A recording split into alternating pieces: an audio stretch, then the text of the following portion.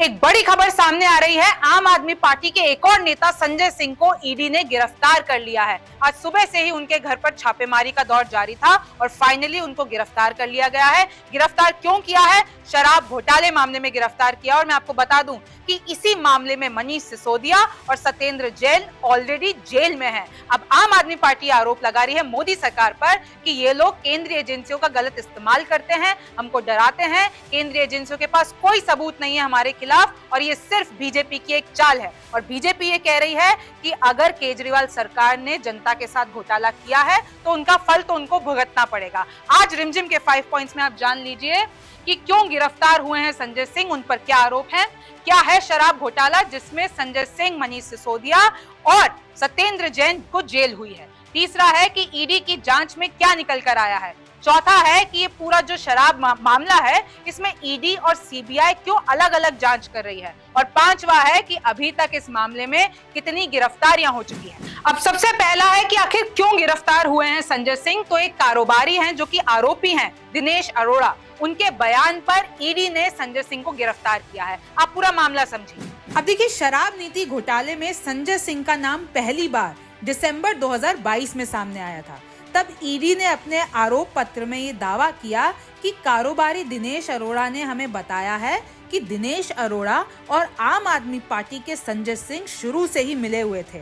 फिर उनके जरिए वे बाद में एक रेस्टोरेंट में एक पार्टी के दौरान मनीष सिसोदिया से मिले। मैं आपको बता दूं कि मनीष सिसोदिया ऑलरेडी इस मामले में अभी जेल में है। आरोप पत्र में ये कहा गया कि संजय सिंह के कहने पर दिल्ली विधानसभा चुनावों के लिए पार्टी फंड इकट्ठा करने के लिए सिसोदिया को पैसे देने की व्यवस्था की थी। अरोड़ा के हवाले से शिकायत में यह भी कहा गया कि उन्होंने सिसोदिया से 5-6 बार बात की और संजय सिंह के साथ केजरीवाल से उनके आवास पर मुलाकात भी की। इस साल मई में ईडी ने संजय सिंह के करीबी सहयोगियों के परिसरों की भी तलाशी ली थी। ईडी ने दिल्ली उत्पाद शुल्क नीति मामले में उनके 2 सहयोगियों अजीत त्यागी और सर्वेश मिश्रा के घरों पर भी छापेमारी की और सबूत इकट्ठे किए।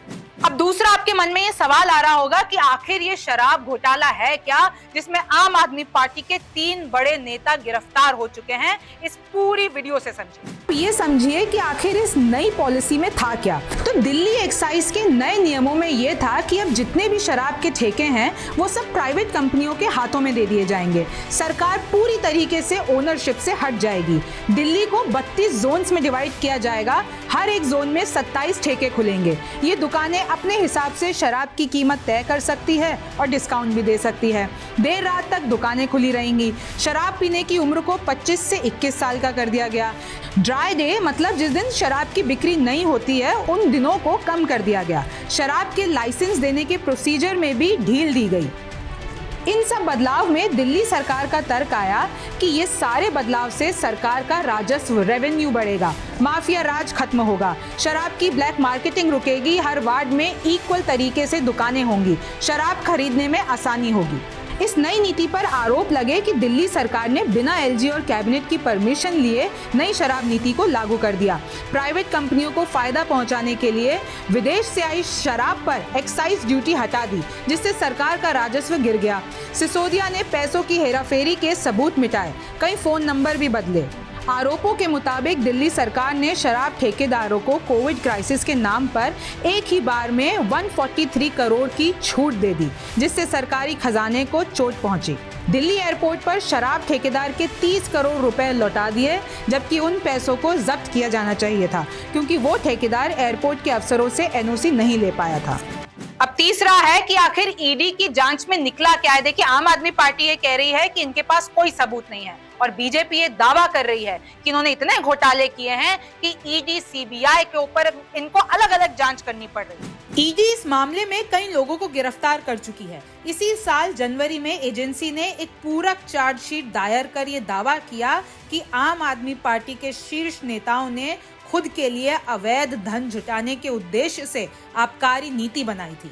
ईडी ने आरोप लगाया कि साजिश निजी संस्थानों को थोक व्यापार देने और उसी से 6% रिश्वत पाने के लिए 12% मार्जिन तय करने की थी। इस मामले में दिल्ली के पूर्व डिप्टी सीएम मनीष सिसोदिया को एजेंसी पहले ही गिरफ्तार कर चुकी है। तेलंगाना के मुख्यमंत्री की बेटी के कविता से भी शराब नीति मामले में पूछताछ की गई थी। इसके साथ ही दिल्ली के मुख्यमंत्री अरविंद केजरीवाल से भी पूछताछ की गई थी। कहा गया कि केजरीवाल को मामले में गवाह के तौर पर जांच के लिए बुलाया गया था। अब चौथा है कि आखिर ये ईडी और सीबीआई इस पूरे मामले में अलग अलग जांच क्यों कर रही है। आप इस पॉइंट से समझिए। सीबीआई ने अगस्त 2022 में इस मामले में 15 आरोपियों के खिलाफ नियमों के कथित उल्लंघन और नई शराब नीति में प्रक्रियागत गड़बड़ी के आरोप में एफआईआर दर्ज की। बाद में सीबीआई द्वारा दर्ज मामले में ईडी ने पीएमएलए के तहत मनी लॉन्ड्रिंग की जांच शुरू कर दी। अब मैं आपको बता दूं कि ईडी और सीबीआई दिल्ली सरकार की इस नई शराब नीति में कथित घोटाले की अलग अलग जांच कर रही है। ईडी नीति को बनाने और लागू करने में जो धन शोधन हुआ है उन आरोपों की जांच कर रही है। वही सीबीआई जांच कर रही है कि ये नीति बनाते समय जो इल्लीगल पैटर्न्स का इस्तेमाल किया गया है उनकी क्या सच्चाई है। और पांचवा है कि इस पूरे मामले में दिल्ली शराब घोटाले में अभी तक कितनी गिरफ्तारियां हो चुकी हैं ईडी और सीबीआई को मिलाकर। दिल्ली शराब नीति मामले की जांच कर रही दोनों एजेंसियां सीबीआई और ईडी अब तक 15 से ज्यादा आरोपियों को गिरफ्तार कर चुकी है। इसमें मनीष सिसोदिया जो कि पूर्व डिप्टी सीएम है दिल्ली के, विजय नायर, समीर महेंद्रू, अरुण रामचंद्रन, राजेश जोशी, गौरतला बूचीबाबू, अमित अरोड़ा, बेनॉय बाबू, पी शरद चंद्र रेड्डी, अरबिंदो फार्मा के पूर्णकालिक निदेशक और प्रमोटर व्यवसायी अग्नदीप धाल और व्यवसायी अभिषेक बोइनपल्ली शामिल हैं। इस मामले से एक बार फिर दिल्ली में बवाल हो चुका है। अब देखना है आगे क्या होता है। आप न्यूज़ 24 देखते रहिए। मैं हूं रिमझिम जेठानी, फिर मुलाकात होगी। नमस्कार, मैं हूं मानक गुप्ता। अगर आपको हमारा ये वीडियो पसंद आया हो तो इसे लाइक और शेयर जरूर करें और हाँ, हमें सब्सक्राइब और फॉलो करना ना भूलें ताकि आप देश और दुनिया की कोई खबर मिस ना करें।